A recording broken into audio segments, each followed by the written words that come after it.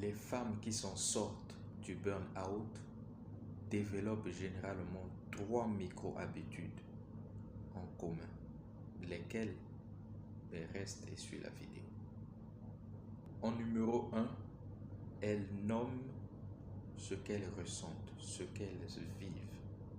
Ici, nommer, ce n'est pas minimiser, ce n'est pas rationaliser, non, juste nommer ce que tu ressens. Je suis en burn-out, ou je suis stressé, ou je suis fatigué, ou je suis épuisé. Voilà. Mais ce que tu sais pas, c'est que le fait de nommer comme ça, tu donnes un signal à ton cerveau, ou précisément au cortex frontal, qui est cette partie de la réflexion. En activant cette partie, tu vas commencer à chercher la solution. Et donc le cortex frontal va venir prendre en main l'amygdale. L'amygdale, c'est cette partie contraire au cortex frontal. Donc là-bas, il n'y a pas la réflexion, c'est le ressenti, c'est le mouvement, agir. Voilà. Donc, le fait que tu es nommé comme ça, tu donnes un signal à ton cortex frontal qui va commencer à chercher à savoir, tu es fatigué, pourquoi? Tu vas commencer à réfléchir, à comprendre.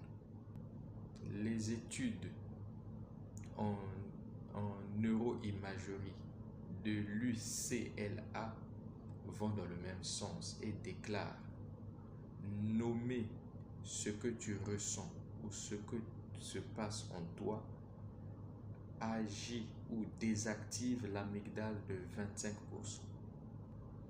En numéro 2, elle crée un espace propre à elle, non négociable, même minuscule. Ici, ce n'est pas une retraite de yoga, ni une semaine de repos ou de congé ou de sortie, non. C'est juste 10 à 20 minutes quotidiennement qui n'appartiennent qu'à elle. Et donc, pendant ces 10 minutes ou ces 20 minutes, elles sont là sans téléphone, sans jouer un rôle, ok? Juste elles. Ce sont des moments où elles se retrouvent avec elles-mêmes, ok? Rien d'autre. Ce sont des moments de contact avec soi-même, avec son être. Voilà. Au départ, ça ressemble à rien, mais 3 semaines après, le cerveau commence à comprendre que ces moments-là sont des vrais moments d'ancrage de sécurité. En numéro 3, elles arrêtent de tout gérer seules. Elles arrêtent de tout gérer seules. Ok? Elles commencent à déléguer. Elles commencent à regarder les autres d'une autre manière, d'une autre façon. Elles commencent à accepter les situations qui arrivent. Elles ne cherchent plus à anticiper ou à régler ou à chercher à corriger les situations. Non, elles observent, elles acceptent. Ok?